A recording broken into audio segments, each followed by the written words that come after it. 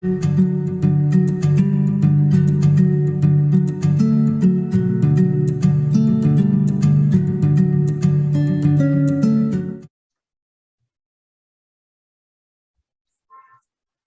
up to sports and adventurous activities not only help in developing a positive lifestyle, but I believe that it also helps in opening a plethora of new opportunities, since a healthy mind and a healthy body is capable of breaking the cliches, and it is capable of looking beyond the set boundaries. Today, we have with us one such personality that has proved the power of determination. Before I go further, I think I'll take a minute to read out her introduction, since I don't want to miss out any details from a long list of accomplishments. So she has worked in the banking industry for 3 decades before she turned to become a trekker, mountaineer, a marathon runner, a skier, a karate and yoga enthusiast. She did her basic and advanced mountaineering courses from Himalayan Mountaineering Institute, Darjeeling in 1985. She participated in veteran athletic championships held in Singapore, Malaysia, Indonesia, Japan, and US. A record holder in 1500 meter, 3000 meter, 5000 meter at national level for 3 consecutive years. She won a bronze in 10,000 meter at Asian Veteran Athletic Championship held in Singapore. And this was in 1992. She's one of the senior most women mountaineers and marathon runners in the country, and she's also the first woman to accomplish Antarctica Marathon and Everest Base Camp Marathon in 2011. In July 2021, she also completed her master's in yoga from Shullini University. She was all set to scale Mount Everest at the age of 62, but the tragedy struck in the form of an earthquake, and the expedition was called off. At present, she leads a group of enthusiasts for mountaineering and trekking expeditions, and she also trains those who are interested in long distance running and marathon. Viewers and listeners, she's none other than Mala Honnatti. This particular episode is not only for those who love adventures and sports, but it is for all those people who would want to develop an eagle-eye focus, unparalleled determination, and build on their passion. I'm Nazneen Kanchwala, and I welcome you all to this episode of Talks Human Library podcast. Mala ma'am, I'm so happy to have this conversation with you, that I'm going to have this conversation with you, and I warmly welcome you to this podcast. Thank you, Nazneen. Thank you for having me here and also saying all those nice words about me. It was really a wonderful introduction that you gave about me. Thank you. Thank you for having me here. Thank you. Ma'am, so I would start by asking that what kind of childhood you had, one thing, and as a child, what were your inclinations, interests, and what were your callings as a child? Nazneen, you may not believe if I say what sort of a childhood and student life I had. It is diagonally opposite what I am today. I come from a very traditional family from Karnataka, where it is only the academics and the regular professional life. Yeah. And I belong to a very big family. We are 7 sisters and 2 brothers. Okay. My father was in government service. He used to get transfers very regularly, every year, every 2 years. My 17 years of education, that is BSc LLB, 17 years of education I have done in 12 institutions. Oh, wow. So that is one side from the school and college side. And from the family side, as I said, traditional family. We didn't have any scope to dream our life, dream our future, plan for our future. It was already stereotyped. It was set for us. Do your graduation, get married, go to your Sasural. Uh, they didn't say go to your own house or go to your husband's house. They used to say Yeah. go to Sasural and live the life what is expected of you in Sasural. That was the mindset we were brought up. Mhm. So that time only I used to sort of get into arguments, show tantrums, whether we girls are born only to get married and rear children. We don't have any our own life, our own career, our own dreams. I used to Yeah. fight. I used to argue. That was the sort of childhood or the student life I have gone through. Yeah. So I did, at that time I didn't know anything about whatever activities I'm doing now. Mhm. Even I didn't even know that such words existed in the dictionary. Also, I didn't even know the spelling of those words.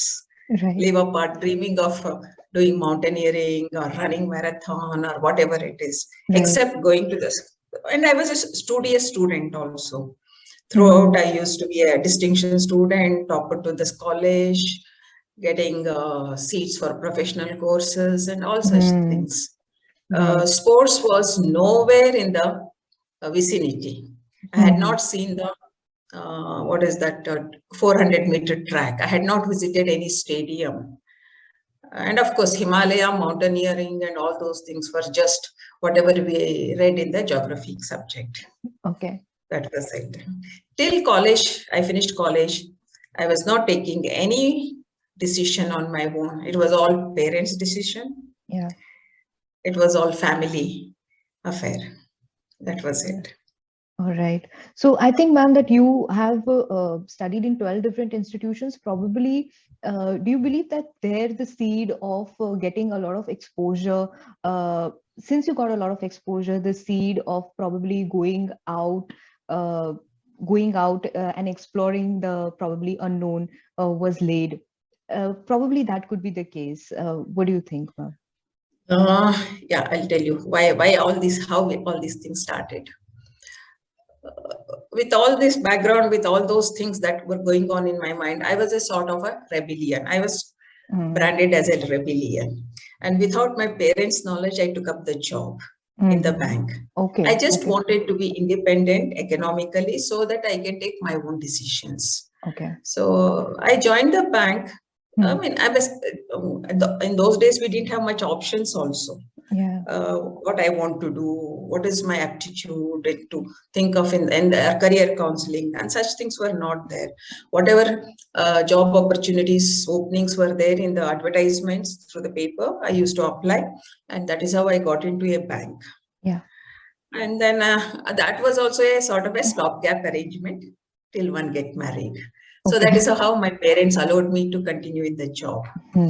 So after a few years, I started feeling very monotonous in the bank job. Hmm. There was a lot of mental pressure.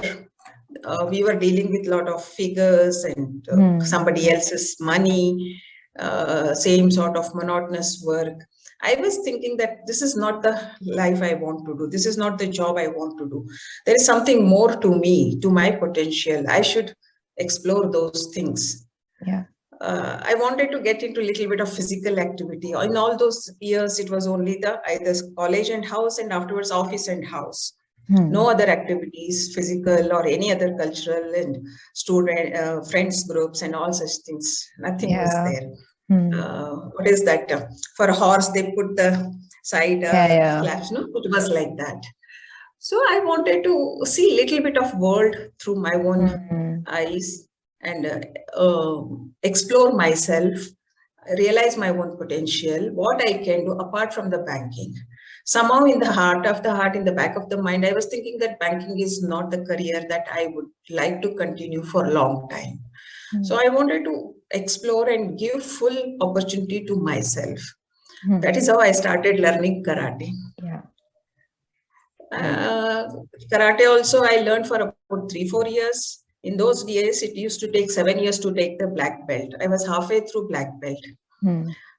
So meanwhile, I got transferred and I left that training halfway through only. So once I started doing this Karate. Yeah. karate training, it gave a different perspective to my life, different Hmm. exposure to me, Hmm. to the life also. Yeah. So I said there is much more beyond banking. There is much more beyond those small cities where I was, Hubli, Belgaum, Dharwad and all. I must explore myself. I must go out.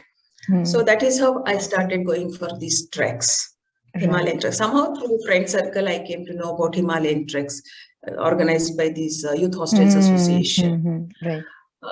So to one of that, somehow I don't know how I managed to inform my parents and get prepared for that, travel all alone to Delhi and from there to Manali. That was the first time probably I was traveling on my own without a male escort from the family. Yeah. Otherwise, we are not supposed to go out without the male escort. Yeah. Right.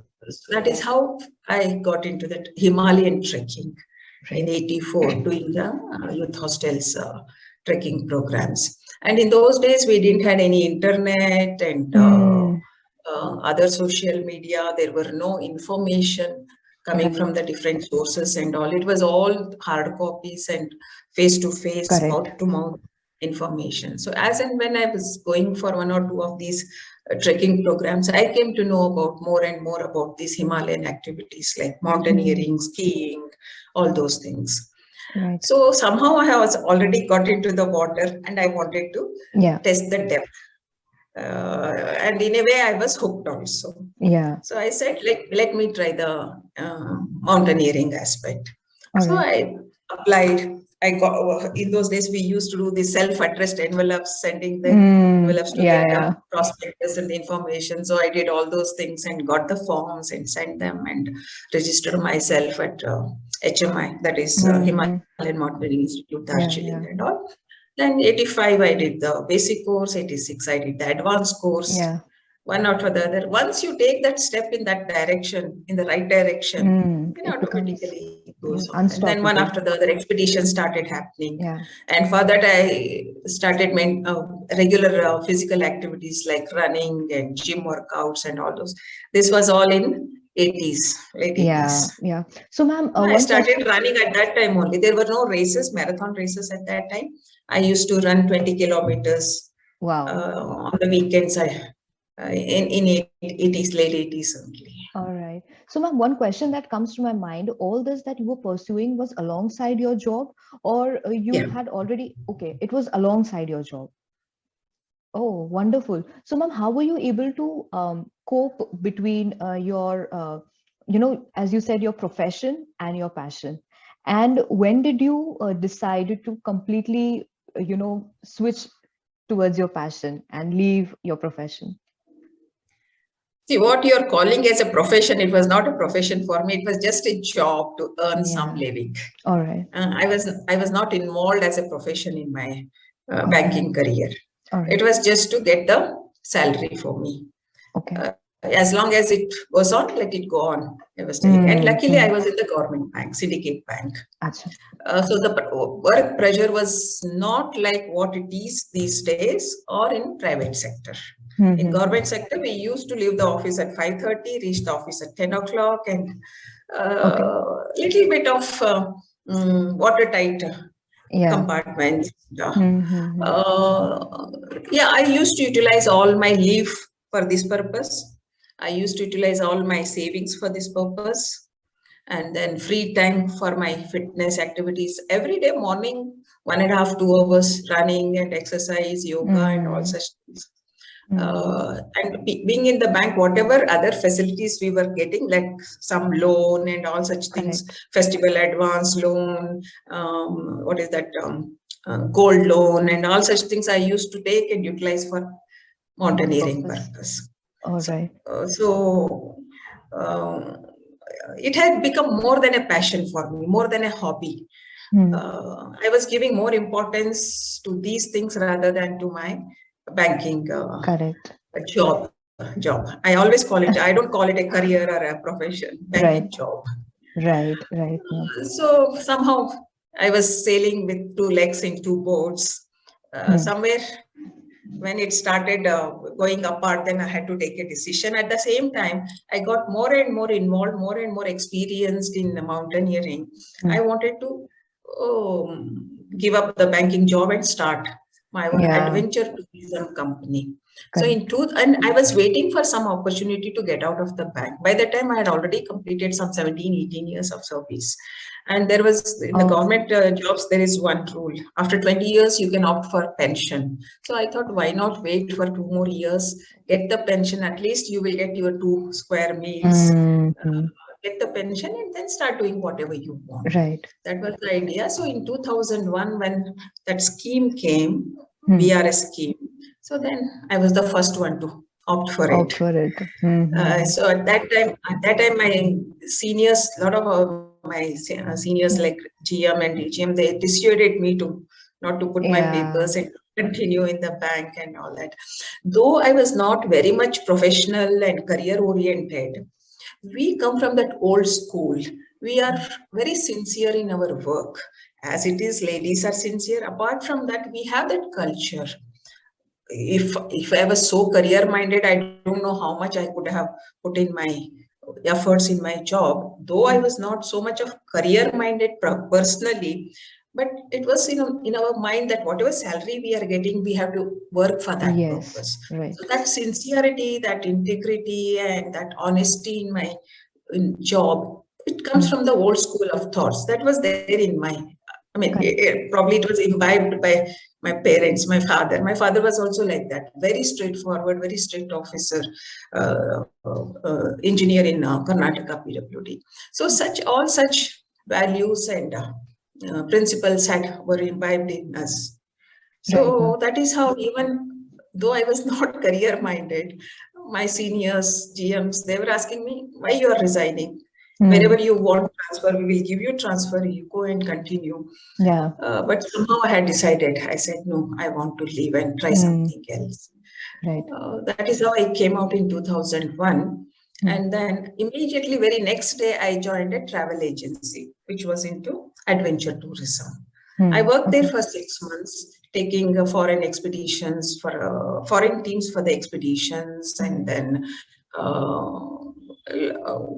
managing the office and costing for the programs. And I was working as a manager in that outfit, but I was accompanying the foreign expeditions. So I joined there to learn the nuts and bolts of the adventure tourism from the commercial point of view. In those days, this mountaineering and adventure activities were not very commercialized.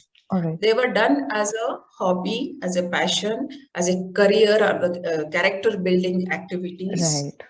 And these commercial travel agents, they were not catering to the Indian clientele, because Indian clientele, they were not going for these activities so much. They didn't have so much of money. It was not their priority. All career oriented, house oriented. Very few people were there, and even if few people were there, only youngsters. And then otherwise they were going through their own clubs. All these big public sector undertakings and big corporates, they had, and colleges also, reputed colleges and universities, they had their own clubs, mountaineering and trekking clubs. They used to go through them. Going through a commercial travel agent for an Indian client, it was very, very minimal. They were all foreign clients, the foreign teams, they were coming. So I took all the data, how many foreign teams are coming from which country and all those things. From America, how many, Germany, Japan, and other Western countries, Australia, how many, and all those things. Major percentage was from America. So, okay, handling American team is not a problem. And German was also next to it, I think. Then I took German classes. I learned German novels. I did 2 exams from Delhi University, 2 German language, so that I can focus on America and German clientele to handle these adventure programs, their expeditions and all. And it was there in the mountaineering community. Foreign teams are well paying. Indian clientele, they don't pay. So we don't get much margin in the Indian expeditions, and you get bigger margin in dollar money. That was the idea. So all those preparations I was making, I was working with the adventure unit. I was accompanying foreign expeditions. I was going as a liaison officer for foreign expeditions. So meanwhile, this 2001 World Trade Center episode happened. World Trade Center bombing. it happened, and the whole tourism industry was in doldrum. Yeah. So at that time, starting my own venture was not that a wise decision. I developed cold feet. Yeah. So because there was a lot of this travel advisory, travel sanctions from America and other European countries to travel to India and Pakistan and all such places. So a lot of these travel companies, they stopped coming to India, and all those bookings were cancelled. So in that situation, I said there is no point in. Then again, I went back to banking because I Okay. had to do something. I can't Oh, start on my own, my travel agency. And where I was working there also, there was downsizing. There was no okay. business for them also. Then I Mm-hmm. went back to, again, banking to IndusInd Bank. All right. That was within 6 months. Okay. So, but Okay. side by side, all my other things, by that time I had already got into marathon running. All right. Professionally, I got trained under a coach, and I Mm-hmm. did my fitness courses and all those. The fitness courses I did for myself to Yeah. get the Yeah. knowledge and to train myself without getting injured and without having any adverse effects and all those things. Mm-hmm. So my marathon was also going on side by side, and this banking also I got into Yes. Yes. another bank. Right. So I think you That had is the already story. made like a significant progress during this time, although you were not able to come up with your own venture. But I guess you had taken sufficient steps. So whenever probably now you would have got a chance, you would be right into the market with your own team, with your own setup, right? So, ma'am, my next question to you is. You have taken multiple mountaineering tours and expeditions, and you've explored so many places. Which of the expeditions that you have took so far is closest to your heart, and why? Nazneen, can you please repeat the question? There was some Yeah, disturbance. yeah, ma'am. So I was asking that which expedition, mountaineering expedition that you have taken so far has been closest to your heart, and why? Very difficult to tell. Because for every expedition and even for every marathon, lot of efforts goes into it. Yeah. Physical efforts, organizational effort, planning, implementing, a lot of efforts goes to it. And Mm, every expedition is a different experience, mm, either an area wise yeah. or a mountain wise or a team wise or Mm, the whole setup wise. It is yeah. all, if I go with a foreign expedition as a liaison officer, that is a different expedition. If I go with our own Indian team and where we manage everything on our own, those Mm-hmm. expeditions also I have done through Yeah. IMF, Indian Mountaineering Foundation. So there our role is different, equations are different, responsibilities are different. And then if I go with a foreign expedition on a commercial basis, there Mm-hmm. the outlook will be different. Mm-hmm. But every expedition, every Himalayan program gives a different experience, different outlook, and different perspective. Each one teaches you something. Right. So I can't point out any one single expedition that is close to Mm. my heart, but from different experience point of view, I can tell two, three, like Yeah. this Comet expedition, Mamase Kangre expeditions. These were very big expeditions organized by IMF as pre-Everest expeditions. There Okay. was a selection for Everest expedition, All right. which was which the Everest expedition was in 93. For that, these were the selection expedition. So at that time, for my experience and for my standing in the mountaineering community, that was a big thing for me. Going for those pre-Everest expeditions and being sort of responsible for certain things in the expedition, Mm. like accounts and purchases and Mm. then cash and overall Yeah. management of all Yeah. such. So that was a big thing for me.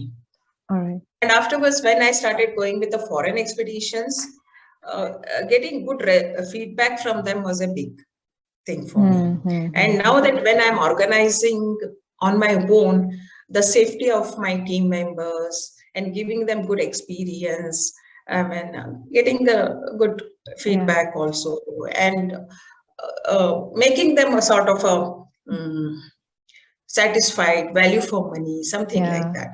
Yeah. So a little bit of commercial outlook comes there. Right. But I do it as a social enterprise rather than a commercial enterprise. Right. My idea is to take more and more non-mountaineers, non-adventurers to Himalayas, initiate them into adventure activities. That is the idea. So that gives a different responsibility, perspective. Even if I take a team for a small baby trek of 4 days, that is one sham trek, that is also close to me. Or if I take them for a big expedition like Mera Peak or something else, or Noon Peak and all, that is also close to me. Yeah. A mother cannot distinguish between children, like that it is. Yeah, well said, ma'am. So, earlier you said that this mountaineering was taken up as a character building exercise in the earlier times. So I would want to discuss more on that subject, because I strongly believe that mountaineering even today is a character building exercise. So when I had went for my first solo expedition, and very much like you, I also had to take a lot of permissions from the family, and there was no male escort, and it was like I also had to convince my family to let me go. And after that, probably things have changed for me, as there has been a lot of changes in my personality. But if I recall that only that mountaineering expedition, the first, it was, as you said, a baby trek, probably for 4 or 5 days, and that trek was also for Manali. And I had to go fly to Delhi and then to Manali, probably quite similar. I could connect with your story when you said that. So for me, it was connecting with the nature and being aware of my surroundings. That was one thing, because at that time, I was able to listen to even tiniest sounds around me. Probably in the usual humdrum, we are not able to do that. We are not able to establish that connection with the nature. And I became very much environmental conscious after those 4 or 5 days of my expedition. The second thing that I learned from was a thorough discipline, like a routine. Come what may, you have to wake up at 3:34 in the morning, and then the entire routine that takes place. You need to warm up, exercises, and the breakfast and everything. So the discipline that is set into my life, because after that I have taken 2 or 3 more expeditions, but that was like a very first thing for me. And the third thing that I learned was the power of a team. So although I went there alone, but okay, I had an injury over there, so I probably slipped onto the small ice formations that happen onto the treks. I happened to slip there and I injured my right elbow. So although it was not fractured or cracked, but the temperatures were so low that it gave me like an immense pain into my elbow. So I was not able to move my elbow, and I was not able to even feed myself, have move it to even have a bit of meal. So there were people in my group who probably fed me with their own hands. And if it was not their motivation, probably I would not have completed those 4 days of expedition. So for me, it was a big character building exercise. And after that, there have been a lot many changes in my personality. So I would want to ask you, what characters, ideals, and values, according to you, mountaineering builds in a person?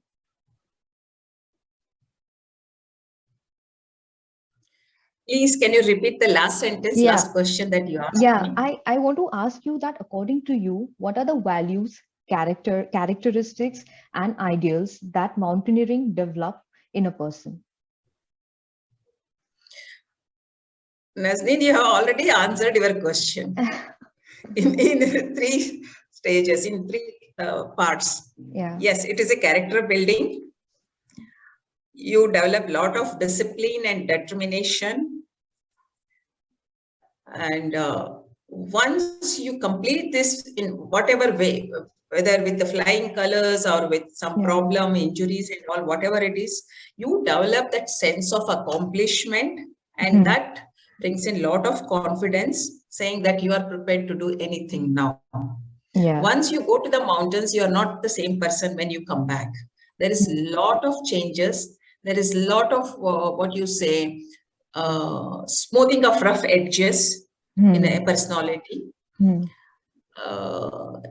yeah, we can take one by one. As a person, you develop that confidence, that discipline, and not only that, you get to know who you are, what you want. All the cobwebs in the mind, they clear. If you are confused with your situation in your life, the whole life, or the society, or the whole surrounding, everything gets cleared. What you want to do, what you have to do next when you go back. So once you are on your own, it is like a moving trance. You are in the Himalaya, in that serene atmosphere. Along with that, you are with yourself. Though you are in a company of your trekkers, but still, you have a sort of opportunity to do your inner journey. Correct. So it is a sort of mirror to yourself. You realize what you are, what you can do. So that realization of your potential comes, not only the physical potential, not the physical strength, that mentally also, emotionally, spiritually, what you are, that you get to realize professional way. And then you develop a lot of awareness about the Himalayan environment and the habitation also.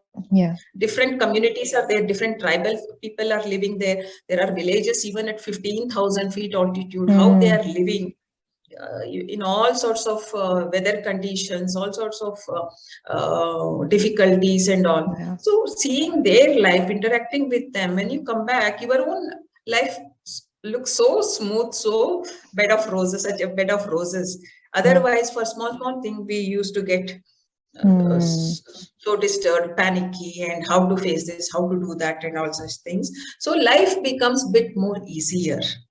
And you are prepared to face any challenge, either in the professional life, family life, or any social life.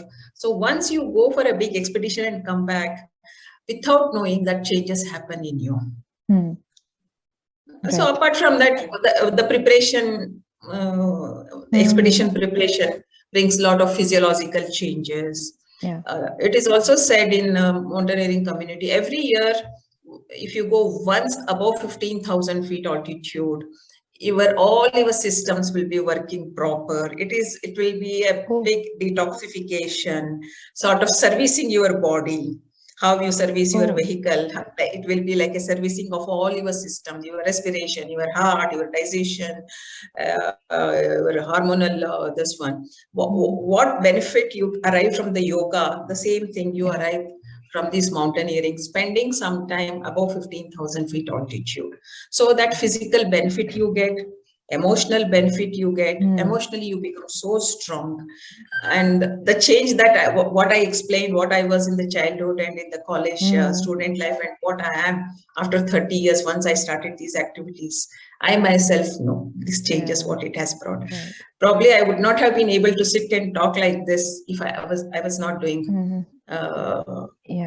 these activities. Whatever the life course has taken for me, it is because of the qualities that I have developed because of mountaineering. Right, ma'am. I'm sure that you have faced many challenges during your expeditions while on trek, maybe physical, emotional. What are some of the biggest challenges that you have faced, and how at that point were you able to overcome them? See, in these big expeditions, there are two types of challenges. Few are man-made challenges, few are natural challenges. There is objective challenges and subjective challenges. We say hazards, subjective hazards and objective hazards. Your own health, your own fitness, and how you prepare for the expedition, your logistics, your finance, your ration, equipment, how you prepare. Even if something goes wrong in all these things, your expedition may not be materialized. Even if there is a shortfall of one safety fin, one matchbox, or one pair of socks for you, or even this lip balm, it may affect the whole expedition. These are all man-made challenges. Unless you take all these things proper care, right from the preparation, physical preparation, mental toughness, planning it properly, which route, which season you had to go, accordingly taking your equipment, personal care, technical equipment, and how many days you are going. So much of ration, medicine, and proper guide and other support staff. If you plan all these things properly, then the expedition may go, it may be successful. Apart from that, there are objective or the natural challenges like weather conditions, unexpected, what you say, avalanches, crevasses opening, and all these things, and the health condition, acclimatization. When you are going to the higher altitude, acclimatization is the main factor sometimes that affects the mountaineers. So these things, even if you are prepared for that, you may not have control. You may not have control on the weather condition. And as it is said that weather in the mountain is unpredictable. Even in the mid of the summer, it may rain, it may snow. So the whole night it may snow, next day early morning it may be bright sunlight, and then the whole peak range, mountain range will be clearly visible. So you don't know, within few hours the whole weather condition changes. Snow blizzard, within a few hours it may change and give a clear picture. So sometimes even our team also, we were in the summit camp at around say 22,000 feet. We were held up there for 3 days because of the snowfall. We were held up in the, we were probably 6-7 girls. We were held up in that 22,000 feet. We were all fit, properly acclimatized. 3 days we had to sit in the tent because of the snowfall, and whatever ration we had, limited ration, that also got exhausted. So that is how we had to come back without attempting the summit. So these are the natural hazards we don't have control. Sometimes avalanches will be there, sometimes crevasses will open. So these are even I had fallen once in crevasse. My legs were dangling in the crevasse. I didn't know that it was covered with another layer of snow. We were walking on that. 2 boys were there with me. I was walking on that, and there was a big rucksack with all the woolens and all that. And then all of a sudden I went down. And because of the rucksack, I was held up there only, and my legs were dangling in the crevasse. And of course, these 2 boys were there. One boy came to drag me out. His leg also went inside. Because the whole stretch down there, there was a big crevasse. And then it came behind and testing the ground, whether it is safe and hard and all. So then they pulled me out and we went ahead. So ma'am, all this... And these crevasses open when the sun goes up. So that is why in the snow, we usually trek early morning before the sunrise and before the sun becomes a bit strong. So otherwise, this snow starts melting and the crevasses will open. And the season-wise also, we have to study these things. In which area, in which season, these things will happen. So accordingly, we have to. So sometimes even after planning all these things may go wrong. Correct. So ma'am, mountaineering is the most unpredictable sport. I was just about to say this. So since it is most unpredictable sport, and you have to face so many unknown challenges while you're on an expedition, I'm sure there is a lot to prepare prior you take an expedition. So what all preparations do you take, physical preparations that you undertake when you before you go for an expedition? And if I may ask, what is your daily regime? What's your daily routine to stay fit? For any big expedition, it goes physical preparation, financial preparation, and then selecting the peak, route. On each peak also there are different routes. Even on Everest, they climb from Nepal also, they climb from Tibet also. And in that also different ridges are there. So probably, I'm not very sure, some 6 or 7 routes are there to climb Everest. So similarly on different peaks, different routes, and then new routes are explored and virgin routes are tried. So, but for us, that is for all the hardcore people. For us, we try the easiest one, already tested, already climbed, already reports are available, all the details are available. We select such routes and then how to prepare, what sort of equipment is required, whether too much of ice is there or rock faces are there, or it is only just gradual climbing, trekking is there, or technical climbing is there. All those things we study from the previous expedition reports. Accordingly, we equipments and all we collect, and how many days, how many people are there. Accordingly, we buy the ration and pack them. And the packing also has to be foolproof. It has to be camp wise. Camp 1, what all we need, that will be packed separately and sent to Camp 1. Camp 2, what we need. And all our climbing equipment, like climbing shoes and crampons, harness, all these things, usually they are required at the higher altitude. At the lower base camp, Camp 1 and Camp 2, depending on the terrain and all, it is plain trekking it will be. And the actual technical climbing will be maybe from the Camp 2 or the Camp 3, depending. So all our technical equipment will go ahead to those camps. So accordingly, we have to packing also we had to do according to that. And for us Indians who go on their own, finance is also a big thing. Mountaineering is a very expensive hobby. Earlier, there was no return money out of it. It was only investment as a passion, as a hobby, whatever it was. So we were not getting anything out of it.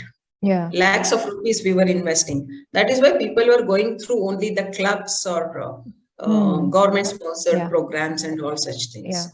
But once you start going on your own, then finance is a big thing. Of course, these days, a lot of disposable income is there, big salary people are there. So spending on these expeditions may not be a big issue. But in those days, about 30 years back, even taking out 10, 15,000 for these small programs was a big thing. So planning finance, even though we tried a lot of sponsorship, nobody was responding, because mountaineering is not a public sport. You don't get eyeballs, you don't get applause.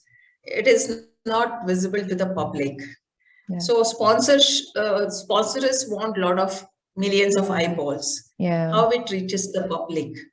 Just I went and hoisted the flag at the peak and took out some photographs, came and gave it to the sponsor. What they get out of it? So there is no benefit for the cost. They have been put into it. So it was very difficult to get the sponsorship. So we used to say, climbing mountain is easier than raising the funds. Or preparing physically, getting up your physical strength is easier than financial preparations. So that was one of the major things. As and when government sponsorship was there, then that one chapter was taken care and we were focusing on other things. So, and for big expeditions, you need minimum of 3 to 4 months preparation. And in those days, a lot of mountain people only were coming. So, and basically they are attuned to climbing in the elevations, and their heart and lungs are strong, lung capacity is very strong, and their hemoglobin is very high. So for them, there is no need of preparation. But for people like us who are going from the plains, we used to do a lot of physical activities like jogging, gym workouts, and breathing activities, and all those things. That is how it became a habit for me, all this physical activity. And that is how I got into the marathon also. All right. I think it also involves a lot of strength, because you need to carry a lot of weight with you while you are. So I think strength building and cardio. It's whole body activity. You have to have the core strength. You have to have shoulder strength to carry. We used to carry about 20-22 kgs. Now it has come down to 3-4 kgs. Because porters will be carrying the whole rucksack. Only you'll be carrying about 3-4 kgs with the water bottle, camera, and an extra jacket and extra ration on the way. So with that 3-4 kgs we will be carrying now. Earlier we used to carry the whole personal gear we were carrying. So you need to have full body strength. And when you're climbing on the slope, to carry the weight of your body also. You're are going against the center of gravity. So you are carrying your body against the center of gravity. So that is how you have to have a lot of strength in your lower limbs also, like hamstring and quadriceps and hip muscles and all that. And you are carrying the rucksack. So back and shoulder have to be very strong. So it is a whole body physical strengthening is required. And then of course cardio. Actually running and trekking, they are complementary to each other as far as the cardio is concerned. Even for the trekking, I ask people to do a lot of running. Little bit of elevation running, step climbing. So all these things will simulate those muscles. Correct. So ma'am, when does one person know that he's ready for a climb? Physically, he's ready, he's prepared. At what point will he or she know? Means fitness wise or fitness wise, age wise? Fitness wise. Yeah. See, if you are going along with the team, some leader will be there, or if you are going with some commercial team, some manager will be there. And whatever program you select, small trek, longer trek, tougher trek, or an expedition also smaller one, 6,000 meters or 7,000 meters. So accordingly, those people will brief you what sort of fitness is required. Right. So when I take for these people for a beginner's trek, 4-5 days trek, I make them jog every day for 40-45 minutes, maximum 1 hour, and once in a week, little longer. I mean, before going for the trek, they should be able to at least walk or jog, slow jog for 2 hours, once or twice. So that kind of endurance, if they develop, 4-5 days trek or a 6 days trek, they can easily do. If you're going for an expedition, climbing expedition, naturally, then you need better fitness than that one. Right. And then if you have already gone for one expedition, then automatically you will realize what sort of preparation is required. It is always difficult to brief the first timer. They will not be able to appreciate what we say regarding acclimatization, regarding dehydration, regarding fitness required, breathing activities required. And then even on the mountains also, they find it to follow all these strict instructions. But once you go, you yourself realize and you yourself start appreciating all these things, and then automatically these things comes. So that is why if you are planning for an Everest base camp, even though it is a trekking and well laid out route and all facilities are available, altitude is there. Unless you have experienced some altitude issues or experience that height, going for Everest, 1 or 2 people may do it for the first time only. They may do it. It is like how you say prodigies in different fields.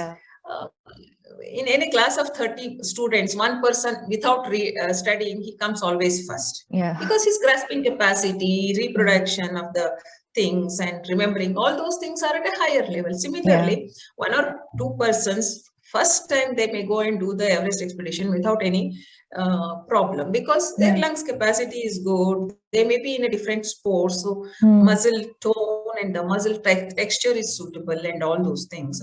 But in general, for 95% of the people, if you are planning for a bigger one, it is better to do smaller one first, and you yourself experience what sort of preparation is required, what sort of problems you may face, why we are telling what we are telling.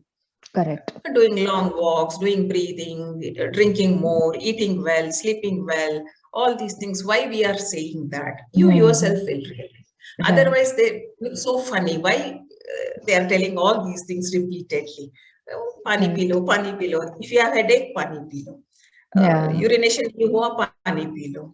कुछ और कुछ problem आया, पानी P low, soup P low. Why they are telling these things? And then your body also will not be able to process and adjust for these things unless these things come gradually.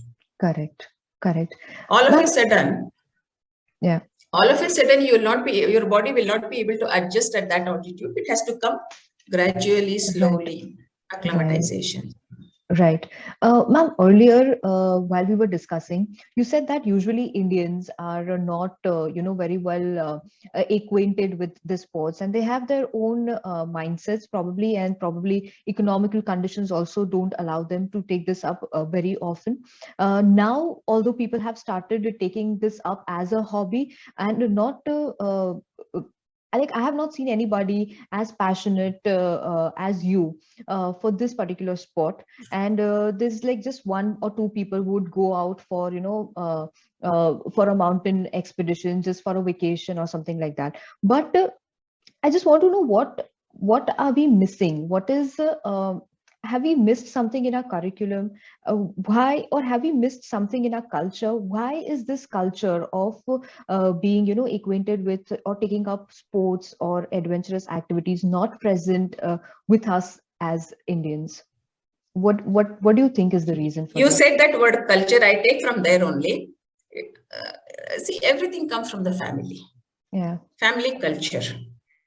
For your values, your principles, your lifestyle, your priorities. See, all those foundations, basics are there from the family. Unless there is some exposure or some interest in the family about these things, for the child also to develop those things may be difficult. Maybe one in a thousands, they may come out and they have little bit of exposure outside. They may develop like how I developed interest for these things. As far as sports is concerned, as far as I consider everything in the one single thing as sport, either a mountaineering or a marathon or any other team sport. As a sport in Indian ethos, it is not there. Once you start playing sports, they expect you to get the medals. Yeah. They expect you to be the best in the nation, best in the world, and all such things. See, playing sports for pleasure is not there. To inculcate those habits in the child from the beginning, at the age of 2, 3 years, whatever little bit of sports they can, running, jumping, falling, getting hurt, and all such things. Is very limited in the Indian family because the priorities are different.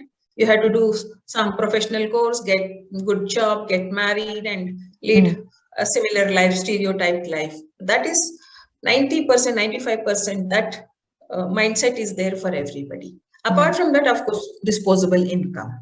Yeah. In Indian families, it is difficult to educate the children, provide them all the basic requirements, and whatever other problems comes in the family to face those things and all. Where is the spare money for these things? Sports is quite expensive. Whatever you take, unless running, you can run barefoot also, or you can run with any kind of shoes also. Except for running, all other sports require a lot of equipment, a lot of paraphernalia, or a court, or a gym, or a swimming pool, and all those. And you have to commute to those places. And then other gear for these activities. Mountaineering, of course, is a mountaineering, skiing. These are all very expensive things. So it doesn't come in the priority for the Indian families. Very few families are there in the earlier stages. And then institutions, colleges, or corporates where you're working, they think that is waste of time. He or she is escaping from the work and going for all these things. मजा करने के लिए जाते हैं, इधर office में कौन काम करने वाले हैं, you have to do your work. So that mental, see, we are getting something out of it. There is a lot of personal growth, personality growth, productivity growth. For the children, it is the focus, it is the expanding the horizon. All such things are there for the children, and developing those characters. So we don't think on those lines.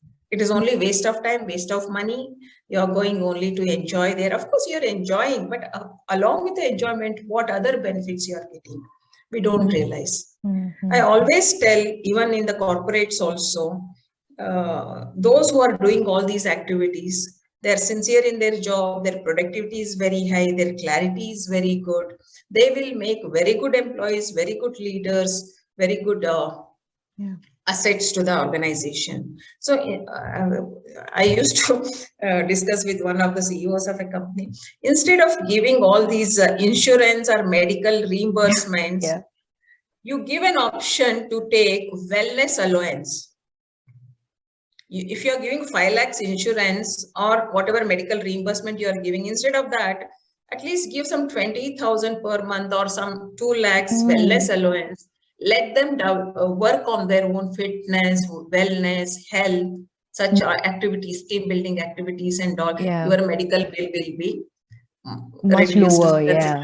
considerably. For the family also. Yeah. For me only, my visit to the doctors is very, very minimal. My consumption of medicine is very, very minimal.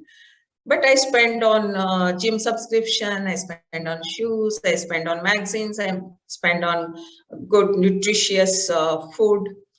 So on that only a lot of expenditure is there instead of on medical bills. Even when I was in Syndicate Bank, I was not claiming any medical reimbursement. So I used to make fun of myself. I'm a cheap manager. I'm not chief manager. I'm a cheap manager because for the organization, I'm not submitting any bills to be paid. So these benefits are there.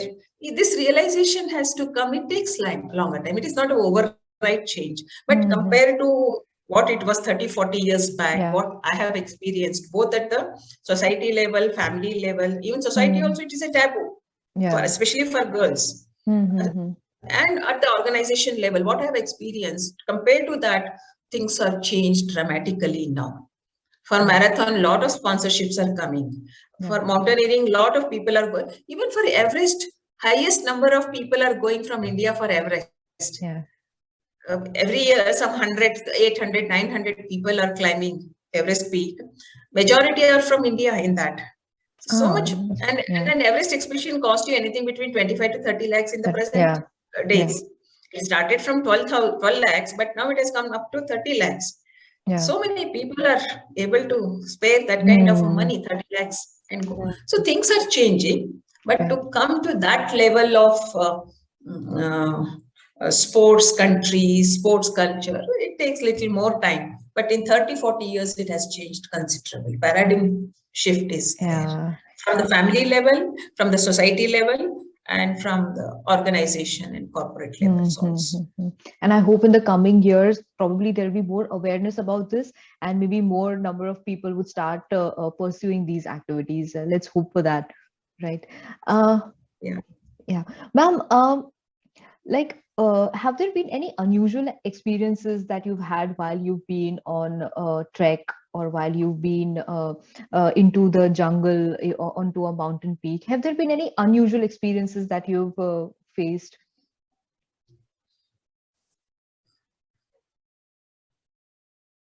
Yeah, there are a few.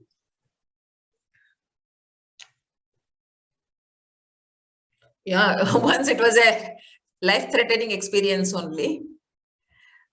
I was with one ladies expedition, Japanese ladies expedition. Along with them, we had gone to Noon Peak. Okay. It is in Janskar. There were 5 ladies, and along with us, 2, 3 guides were there, and kitchen staff and all were there. And I was as well as an officer. And then before reaching the base camp, from base camp to next camp, there was a nala. It is not a river. It is a nala. It is all glacial water, melted glacial water that comes down. Usually in the mountains, we cross the river early in the morning. Because a lot of water, glacial water is still in the snow form. It is not started melting. It's not coming down. Late afternoons and evenings, because a lot of water would have come down, snow would have melted and water would have come down. And these nalas, rivers or rivulets, they become so forceful and they become so wide also, deep also. So in this case, I had gone along with these Japanese girls to the camp 1. And by the time we reached there, it was already quite late, maybe 1:30 or something like that. Because it is usually 4, 5, 6 hours trek from one camp to the next camp. And then after spending some time along with them and having lunch and all those things, I was to come back alone. They were they were to stay in the camp 1 and then again prepare for their climbing ahead. And I was to come back to the base camp. That was the program. So then around 3 o'clock, I started from there. By the time I reached that river, it was close to the base camp also. I could see the base camp from the other side of the river, from the other bank. But this river had swollen so much.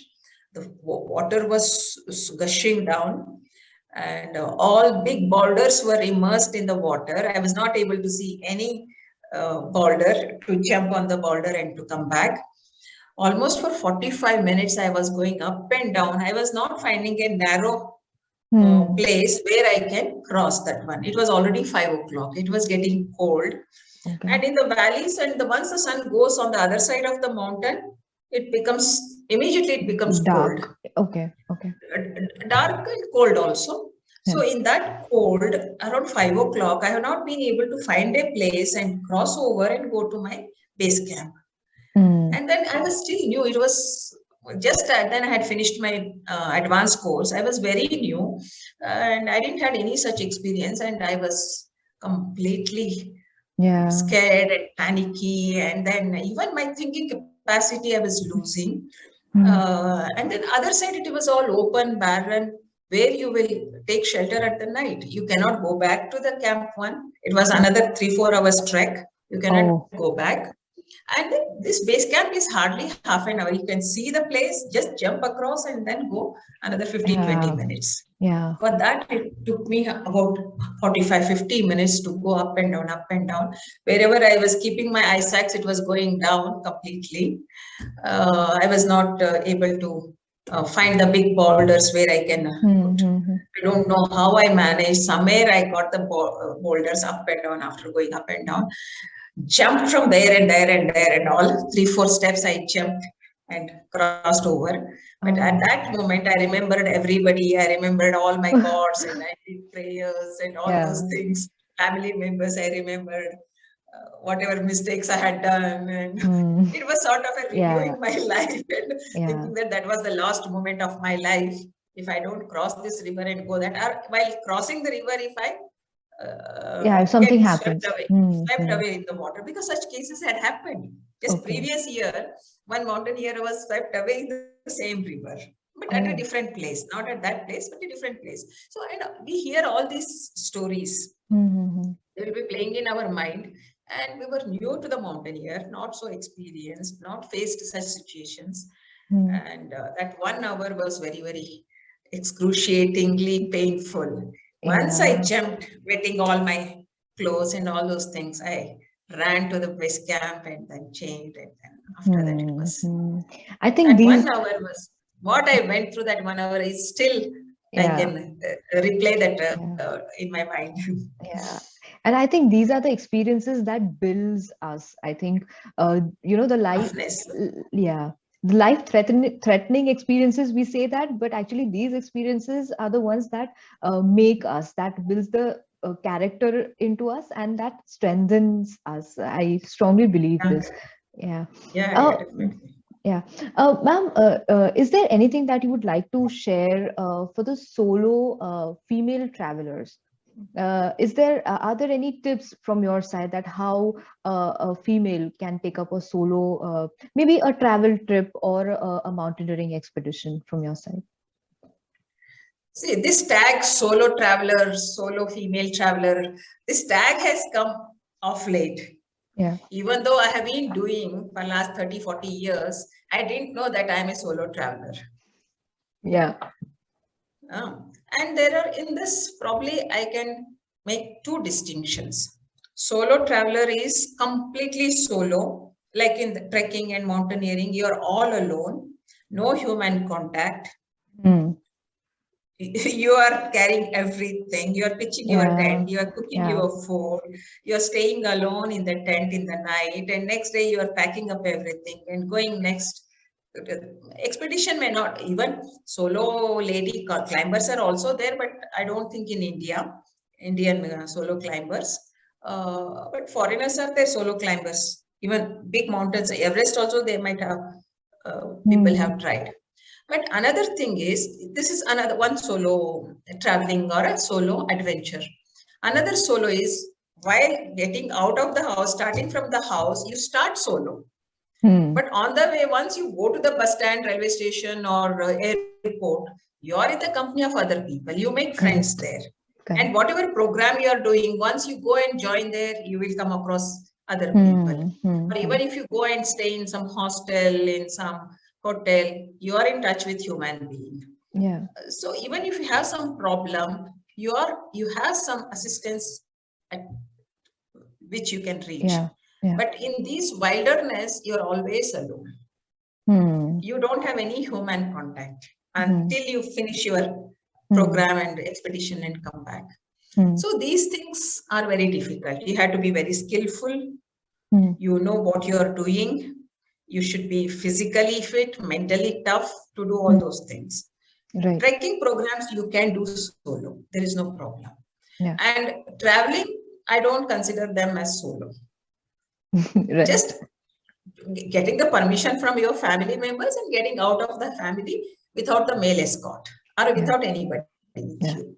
And once you go and join the team, I did my Everest trekking solo.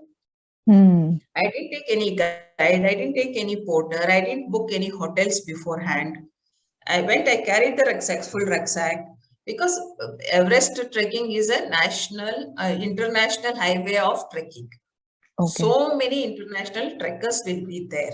You are not alone on that route.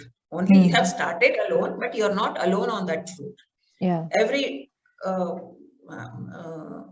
behind it, in front also, you will find trekkers. I used to go next to camp, keep my rucksack at one point, and go and find out the tent tea house, which is vacant and which is within my budget. I did very shoestring budget program.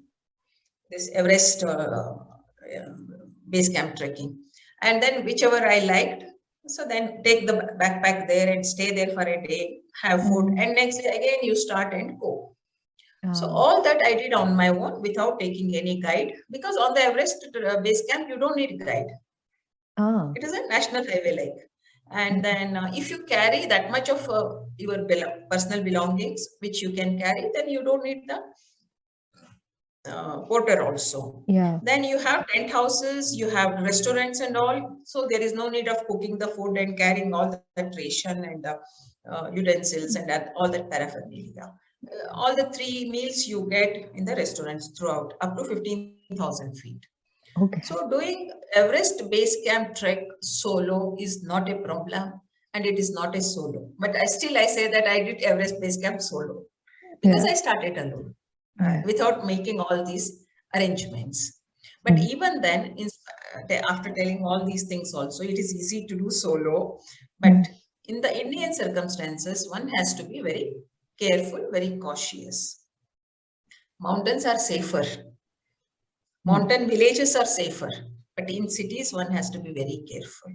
Lot of corruption of values, corruption of ethics, corruption of humanity, everything is there. And then people are out there to take advantage of a solo female. And if you are not very careful and very, street smart in all these things, you may get into trouble. So know where you are going, how you are going, makes little basic preparations, tell your people where you are going. Yes, in a way, going on your own without any baggage or without any tagging, in a way, it's a good experience also. But when you are traveling in the city, in the urban areas, in the crowded areas, take care of all these things. Night traveling is difficult in the Indian circumstances. Finding hotels on the spot, it may be difficult. So booking all this. But trekking, small treks and all, solo you can do without any problem. They are safe. Right. But you should be skillful. You should be so strong physically, mentally. You can do it. No, I also feel that no harm, no taboo, no this one. And don't have any this one that I'm solo traveler, I'm solo travelers. In the truest sense, Solo traveling is entirely different. Right, right. I also feel that, integrating some kind of self-defense training into your daily fitness regime also helps a lot. Like when you want to take up such expeditions of traveling alone, or maybe on any such trips, I think self-defense, every female or every male, if I can say, should involve themselves. Yeah, people should involve themselves into such trainings. Actually, my physical fitness journey regime started with karate, Self-defense. self-defense, Yeah, with yeah. that only. So whatever that discipline, that mental toughness and physical toughness I developed for during those 3 years, it was very tough. Yeah. It was very tough. 3 years, what I did that karate training. So that only probably helped me to continue in Correct. all these activities. Yeah, So yeah. because of that fitness, I could enjoy even the big expeditions because of that Hmm. fitness. Hmm. So that is required. See, in Yeah. whatever way you develop fitness, for everybody, it may not be possible to do the self-defense activities. But developing that level of fitness, Yeah. there are so many other ways. Yeah. Yeah. Self-defense, yoga, gym workout, kickboxing, Hmm. Pilates, running, cycling, Hmm. swimming, triathlon, and then nearby hiking also. A day's hike is also a very good exercise. If Right. you are going for a 7-8 hours day's hike, early morning, if you are going and coming back late evening, so Hmm. much of whatever, because Yeah. near Bombay and near Bangalore, there are so many days hike Yeah. programs are there where it takes about 6 to 8 hours. Hmm. These things also. So whatever suits in your routine, Hmm. with your professional commitment, family commitment, and in your proximity, whatever is available, you do that first. Start with Right. that first. Right. And Right. then go on developing. If you develop interest in these things, go on. If you take a membership for the gym and if you are not going, if you go even for once in a while, what you can expect out Yeah. of it? Correct. Correct. Hmm.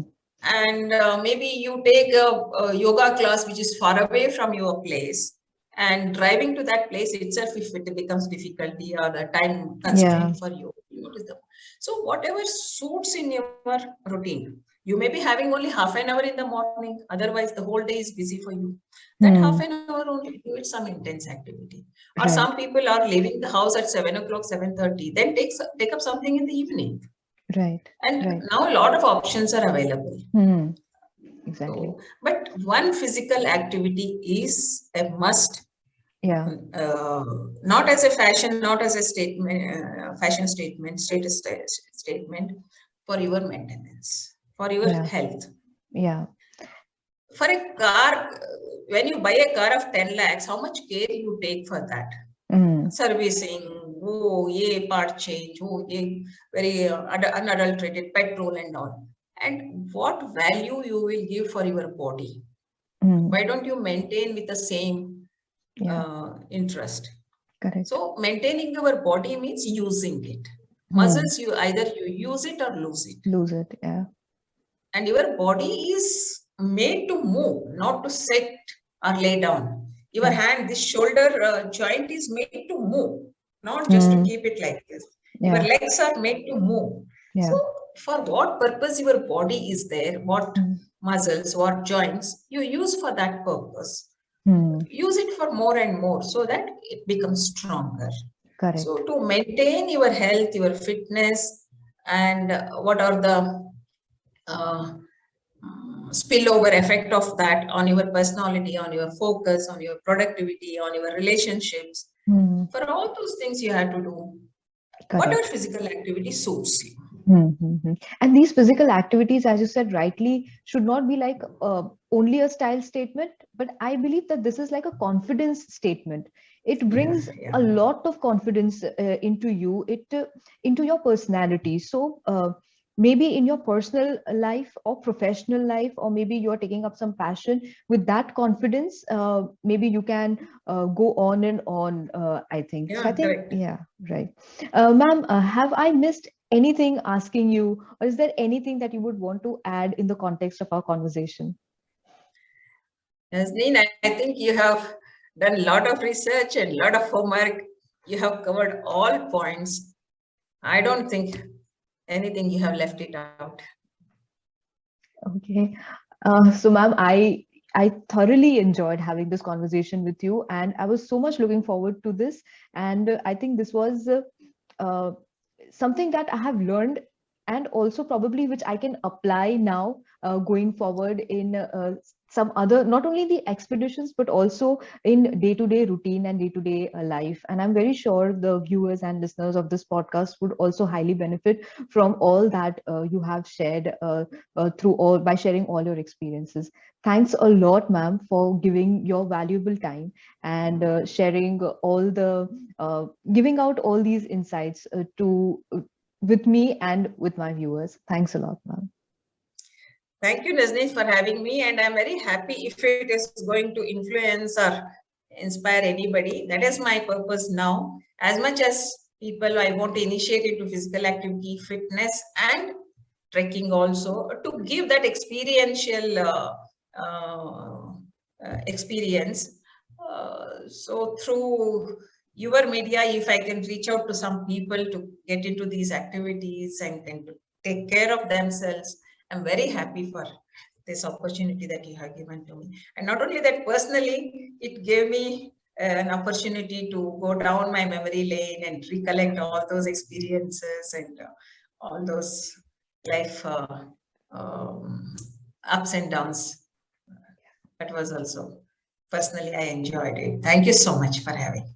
Thank you, ma'am. Stay. Thank you. Namaste.